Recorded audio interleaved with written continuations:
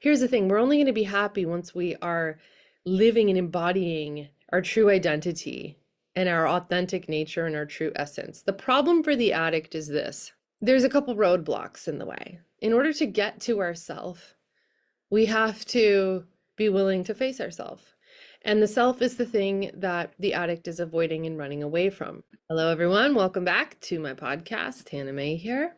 So happy that we're staying on the path of consistency. I'm going to just give myself a good little pat on the back because I am on episode 4 of the attachment series. And today's episode is specifically on addiction as it relates to identity and attachments. And all addiction is some kind of an attachment to some sort of an illusion. When that illusion gets busted open, we become willing to let it go. Until that happens, we buy into it and we continue down the path of that compulsive behavior, whatever it is, whether it is in relationship, consuming a substance, some sort of a process, or just any kind of behavior that we get an effect from. I'm not here to diagnose anybody. I'm not here to say just because you have a habit doesn't mean you're an addict, but you can still have really negative self-destructive patterns that are habituated, that you feel stuck in a cycle of, that you might need release from. And it really all applies. Obviously, there's a spectrum here with the disease of addiction, and I won't go too deeply into that. I've done another episode on it where I've started to touch on it, and I'll probably do another one in the future. These attachments, as they manifest with addictive behavior, are the mother of identity hijackers, because the more attached we are to something, the more we lose our identity in it, the more enmeshed we become with it, the more we think we need something. The illusion is that we need this thing to be okay, and we don't know what we'll do or who we will be without it. And it is something that likes to fly under the radar, relatively undetected. So denial is usually very much present when it comes to addiction, and most coping strategies, actually, because here's the thing, okay? And Gabor Maté talks about this. He says, the question is not why the addict, but why the pain? And it's not about the substance. A lot of times we tend to think that the problem is the behavior. I mean, the behavior is causing problems, sure. It's why are we using something that's causing us more pain and self-destruction to fix our pain? There's, of course, a massive amount of paradox in it, but the thing is that substance, that behavior, that process, that person, whatever it is that we're addicted to, the belief, it's not the problem. It's actually a solution. And addicts are problem solvers. They are brilliant strategizers and problem solvers. And they just had to figure out a solution for themselves for something that was intolerable already. And they did a great job. We do a great job, okay? I put myself in that category. I've had lots of solutions. Fantasy is a great solution for finding your way out. I know people that were addicted to video games and television and movies and books even. Seems relatively healthy, right? But not if it causes you to be avoidant and disconnected and not participate in your own life because it feels safer to be alone. That's a coping strategy. That's a survival skill. We're designed to thrive in connection, not in isolation. We're not here to just get high by ourselves and self-destruct. That is not living our purpose. That is not living in authenticity. Here's the thing, we're only going to be happy once we are living and embodying our true identity and our authentic nature and our true essence. The problem for the addict is this. There's a couple roadblocks in the way. In order to get to ourself, we have to be willing to face ourselves. And the self is the thing that the addict is avoiding and running away from. As far as dependency on some of these substances, people, beliefs, ideas go, a lot of it comes down to, like I mentioned, survival. So let's just backtrack for a minute. Addicts Anybody who suffers from any kind of an impulse-driven behavior, compulsion, or more serious addiction, and it could be all of those, some of those, somewhere along that spectrum, I believe have a very deep call on their life, a deep spiritual call. That might sound weird because a lot of times you see addicts acting in really self-destructive ways, being really unkind maybe to other people. But when I say that addiction hijacks your identity, it really does. I mean, when you're looking at it through the lens of substance addiction, I mean, you literally lose that person. They're embodying something else. I've witnessed people really deep into their disease, and if you've ever had a lot of close experience with it, you know that at a certain point you lose the truth and the essence of who that person is. And that is one of the most painful things about witnessing a loved one or somebody whose well-being you really care about if they're driven in the illness of addiction, because you know it's not them. They're embodying something else. And there's usually major personality shifts and changes that happen in that, and they do things that they would never do. In fact, they do things that they don't even remember doing, and they can't believe they did them when they're on the other side of that or in a more sober moment.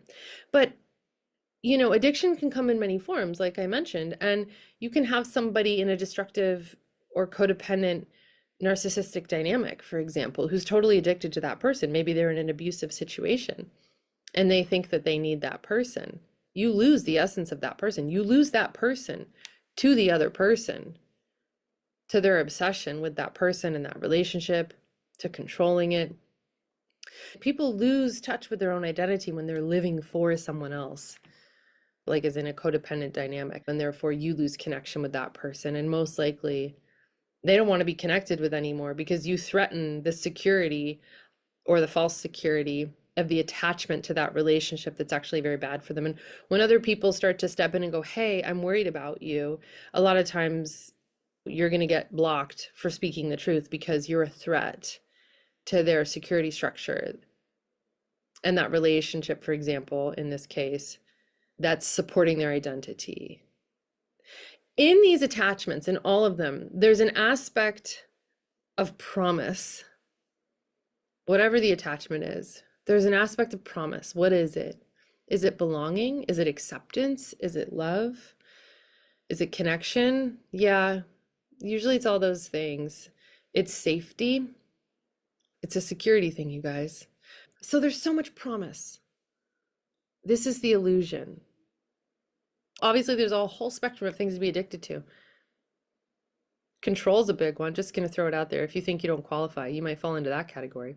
People get addicted to chaos. People get addicted to negative perceptions and beliefs because they just get very attached to them. They don't realize they're addicted to them. But that's kind of the essence of what addiction is you don't realize you're addicted to it. You normalize it. You think it's normal. You think your perception is totally normal, whatever it is.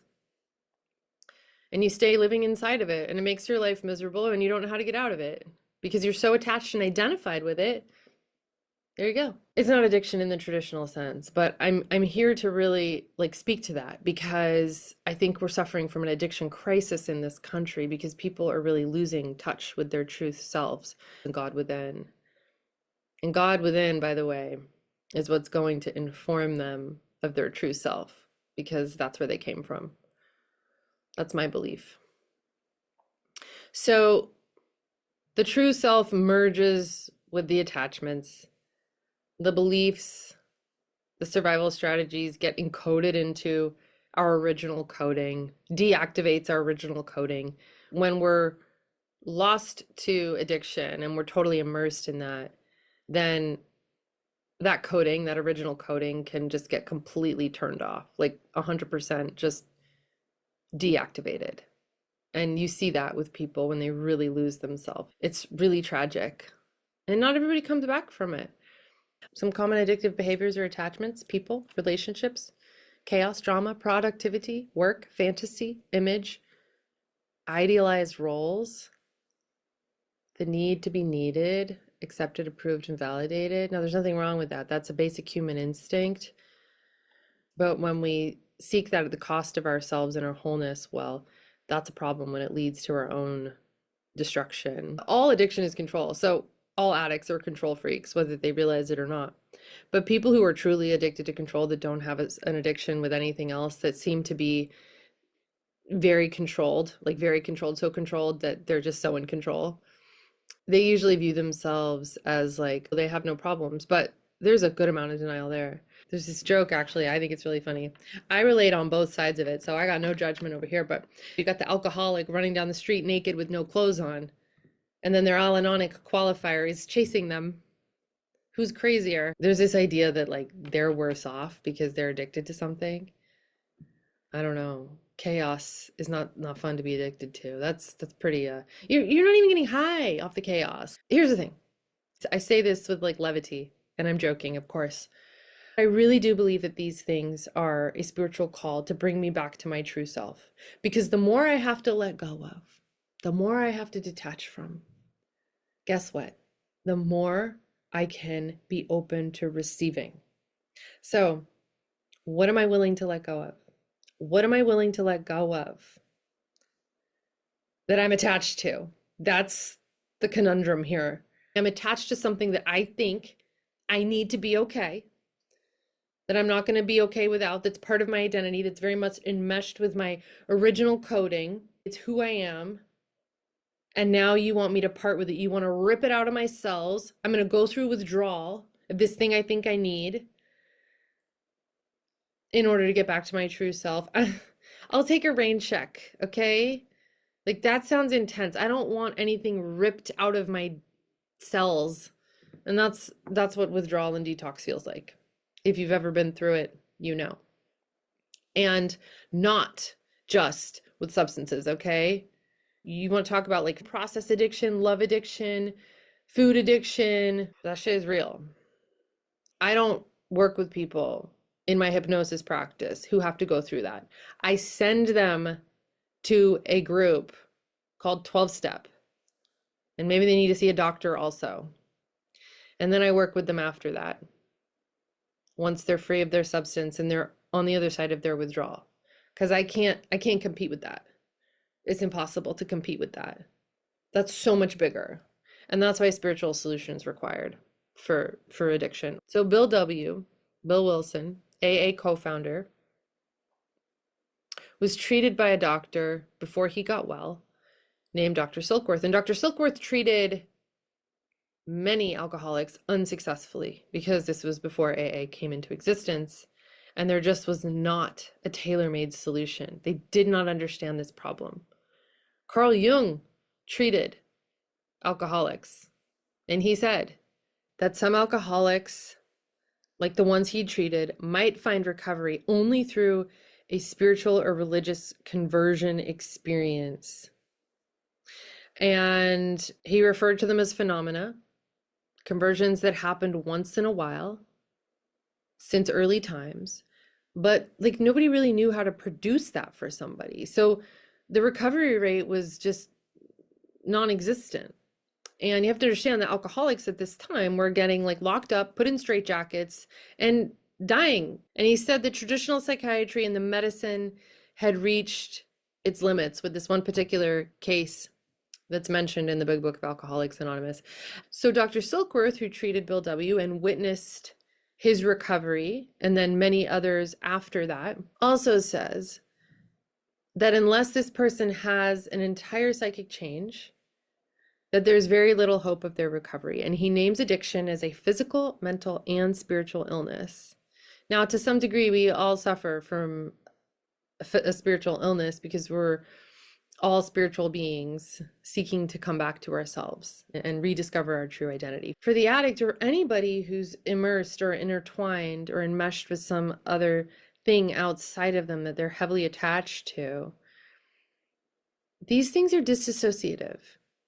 What are we disassociating from? Okay, we're not disassociating from something that we want to face, obviously. We're disassociating from something that feels intolerable. So this presents other challenges. And I think a lot of people who don't suffer with these problems, they don't understand that because they don't have that perspective. And so there's not a lot of empathy or understanding in many cases, and they don't know the intensity of the pain of what feels unbearable for that person that then drives them into that feel bad distract cycle. A feeling comes up that's a quote unquote bad feeling. Of course, there's no bad feelings, they're all just messages, but those feelings come up. And then what do? We distract. So, like, to go buy yourself a tub of ice cream every time you have a bad feeling might anesthetize it for a period of time, but that's going to start to create more problems eventually. And so, if you become diabetic, for example, then you're going to need to find a way to detach from that solution in which you have so much relief invested. But when it starts to break down and cause a greater problem, then obviously you're called to face yourself and face the feeling. And this is an incredible gift. This idea that we're only operating from partial strength until we align with what they refer to in 12-step as higher power, power greater than yourself. And they talk about it in those terms because a lot of people find God unapproachable for a variety of reasons that some of you might identify with. Some people have religious trauma, some people just have some like negative experiences or poor representation that then they're putting human representatives that they're slapping onto the face of God, so to speak. And then God feels unapproachable. So these are ideas and beliefs we have to be willing to detach from if we want to trust something bigger, trust that we feel safe and held. And when we abandon ourselves, we're going to feel abandoned. That's another reason to feel bad, to want to distract from. To quote some scripture in Corinthians, it says, "Do you not know that your bodies are temples of the Holy Spirit? You are not your own. You were bought at a price." I think that's so powerful. We're so precious. And we know that our true selves and our true nature, when we are connected to that, we know that. And it's unbearable to sever that connection. And that's why connection is going to be ultimately the solution to all of these problems. Connection with our fellows, then connection with ourselves, then connection with God. And then that shows up in our connection with our fellows. When we don't know our own worth, we violate our own temple. And then we seek externally what can only be restored through an internal spiritual reattachment and reconnection. And in order to experience that, we have to clear our vessel and unblock. If we want to receive, what are we willing to let go of? And I started to talk about this earlier. For somebody that has passed through addiction, anybody that I know that has passed through addiction and come on the other side of it, the thing that was the most terrifying, that required the most courage for them to let go of, was the thing that really set them free. And I know for myself, there is nothing that I'm not going to be willing to let go of in order to get the freedom that I'm really wanting, because anything else is the counterfeit. So addiction is like finding a solution, but it's a counterfeit solution. Finding a God, but it's a counterfeit God. It's not the real deal, so it doesn't sustain. There's no longevity in it. It's very temporary. And it's like a double-edged sword. And so at first it giveth and then it taketh away. And, it's good it takes away, because we want the real deal. We're called to come back to ourselves. It takes a tremendous amount of courage. David Hawkins, who wrote Map of Consciousness, he was actually friends with Bill W., you guys. I think that's so cool. I wish I was alive and I could hang out with all these people. I mean, I am alive, but I wish that they were alive. So he talks about courage is at the level of 200 as far as vibrational frequencies go. And all the lower frequency vibrational states are below that, like shame and fear and anger. And courage is the tipping point. So when the addict is able to have courage and let go of the thing that they're so attached to, they're immediately elevating their frequency. They're immediately rising and they're stepping onto a new path. And on that path is where everything they need that's going to sustain them on that journey is going to be, as long as they stay on that path and they don't pick that up again and they don't revert back into those lower states. And those lower states are very dangerous for the addict because their default is to self-destruct. And once an alcoholic, always an alcoholic. Once a pickle, always a pickle. If your default setting and you're kind of wired to use those things for relief, then when you're not getting relief and you're not cultivating a healthy spiritual life actively and doing things that elevate your state of being, then it's really easy for that when you drop back into those lower states, if you let that go, because consistency really is required. Like you're very much called to a higher level of operating and being, like not just occasionally, but like every day. And that's why a lot of people lose their sobriety, they lose their abstinence because they don't do the maintenance that's required. And if they drop into those intolerable states, then they're likely to pick up that pseudo solution again. And it happens all the time. You know, I lost a friend recently who had 21 years. He overdosed and died, left his beautiful family behind. So it's no joke, you know. There's a real need for finding a bigger and better solution. And the people that I know that have transmuted, transcended, and overcome have found and cultivated and continue to cultivate a deep and rich spiritual connection. I can speak from my own experience that I have to pursue that daily because my mind is my mind. And as one gets more present on the path of recovery, and it has to be progressive, like there's no standing still, more things usually come up to be let go of. So the more present you get, the more present you have to get, the more you have to face yourself. So the need to cultivate and grow this spiritual experience is always there, to reconnect with our identity, to be more anchored in that. But of course, in that, we get confronted with things, with stories, with perceptions, with old beliefs. The old beliefs is where really hypnosis can be so powerful, with shifting perspective. Okay, let me try that again. With shifting perspective and perception, hypnosis is incredibly powerful. In a conversational hypnosis session, you can shift that and step into a new reality like in one session. I've experienced it myself. I've taken clients through it. Big shifts, big breakthroughs are possible there. But you know what we're really confronted with is our inner environment that we're then creating through our thought life. And belief and early environment shape biology. Trauma can get wired into the body through nervous system responses and then passed on through subconscious programming, like we talked about in the last episode. Bruce Lipton says that genes are not our destiny, right? The environment, including our thoughts, shapes our biology. Now, there's good reason to believe, if you talk to a microbiome or gut specialist, I have a friend who I'm probably going to interview, hopefully here in a minute. She really believes that addiction is determined by your microbiome. I also believe, not always, and there's still a good amount of mystery, like we don't know everything, but that a lot of times addiction is generational. I believe it's spiritually generational, which is a whole nother conversation. And there's cycles that can be broken there, for sure. But as far as creating and shifting our own inner reality and our biology, that's very much connected to our thought life. And our thought life is responsible for our inner world and that environment that we're creating. This early coding that we stay trapped in needs to shift and change. The subconscious healing, like with hypnosis, can rewire those patterns and can be really instrumental alongside any other program. Ultimately, we're called back to authenticity.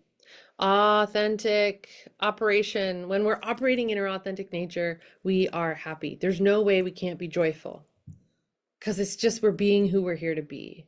And it's beautiful. And most likely we're serving, and we're serving simply by showing up as who we are. And that's why, interestingly, in 12-step program, there is the 12th step is carrying the message in order to keep the message very much alive. It's not just to like help somebody else. Like that's, yes, that's great. It keeps the message alive in us, because even if nobody I help ends up sticking with it and doing the work, like I stay well from it, you know?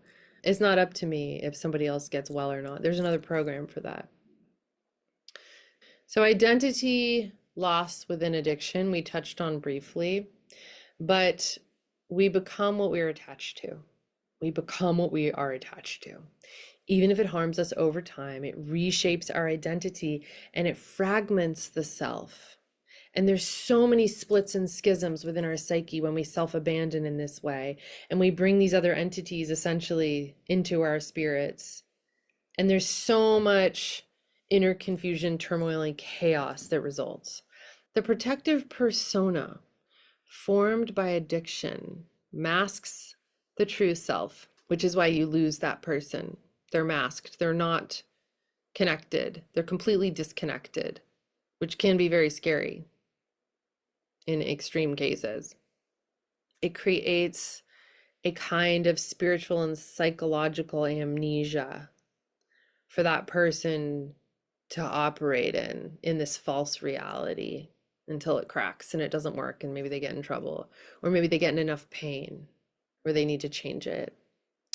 The shame, though, and the powerlessness of addiction deepens the fragmentation, which are in those lower states of consciousness, which is why we need to really elevate above them. We can't stay in shame, but that shame can be the thing that takes us in if it's painful enough. It's intolerable. Shame's intolerable. It's the lowest vibrational state because we internalize that destructive pattern as who we are. But that's not who we are. It's the opposite of who we are, which is the whole thing.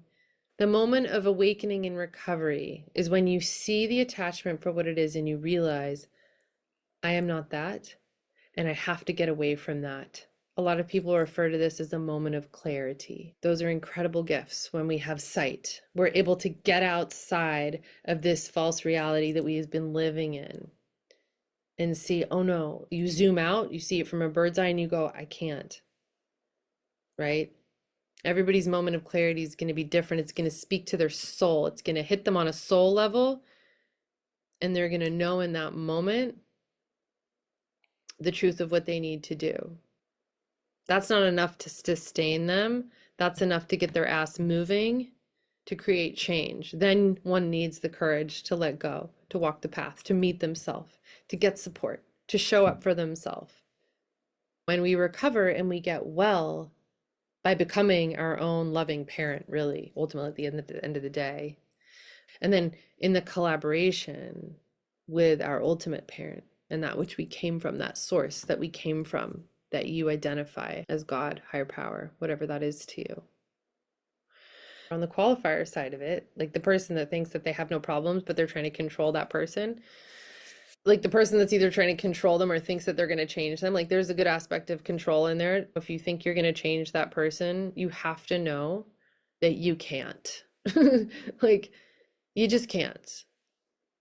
That's a hard thing to let go of sometimes, because there's like a surrender of sorts in that, and you have to go, I don't know what's going to happen and I can't change it and I can't fix it. If the person dealing with it can't fix it and change it in that moment, like you sure as heck can't either. Healing and reattaching to truth, to our true identity in that journey inward. Healing requires detachment from what isn't real, from the illusion, the fantasy, the high, the false self, the false comfort, and coming into alignment with presence and truth, that ever-sustaining presence and truth.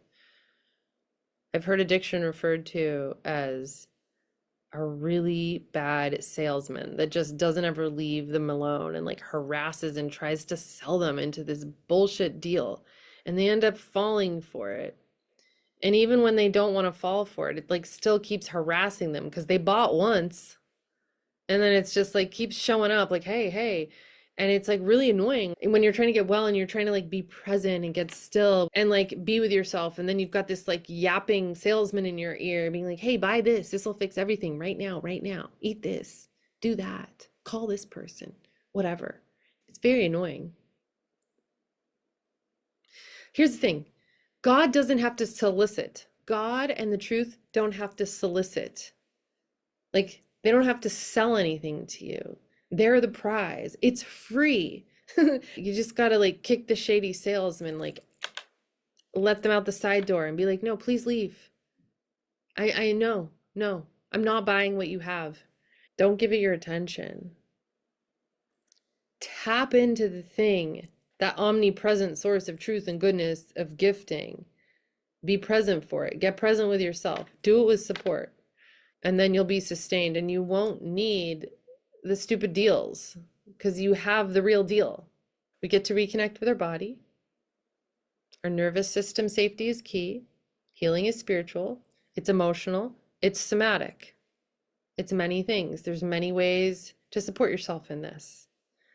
So that part of you that's needing, longing, that's a part of you that has a legitimate need. You don't muzzle the kid and like stick him under the stairs. Like that's one of your little inner children there that's saying, please help me, I have a need. Like, show up, meet yourself in that. Don't abandon, and don't apply an anesthetic, a false solution. That kid's gonna feel disregarded and not heard if you do that. So showing up for ourselves and getting present is like a learned thing. If that's not something that you experienced and that's new, like you have to learn that and build that in to your musculature to where that becomes an automatic response. Like you have a feeling like that you want out of and you want to distract from. It's like, oh, how do I get present with this? It's really uncomfortable. How can I meet this need? Bottom line is addiction loses power when you become anchored in truth and identity. It loses power. Your authentic, true identity outshines all of it.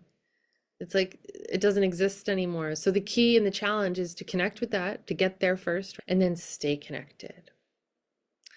And we're not just removing something, we're not just substituting something. I mean, we are substituting, but like a worthy substitute. We're replacing the false with what's real, with love, with peace, with God, like sustaining presence. You are not your pattern. Healing is possible. Your true self is still intact beneath these attachments, and you're wonderfully made. Period. End of story. All right, my friends, in connection, in love, in presence, have a great week. Can't wait for the next one. Oh my gosh, it's gonna be so good. Please come back and listen to it. You're gonna love it. Thank you for tuning in to the May Be Mindful podcast. If you enjoyed today's episode, don't forget to subscribe and leave us a review. Your feedback helps us grow and improve. For more information, resources, and exclusive content, visit our website at maybemindful.com or go ahead and follow us over on Instagram at maybemindful. If you enjoyed this week's episode, please give me a follow, screenshot the episode, and go ahead and tag me until next week when I bring you another thought-provoking and inspiring topic. Until then,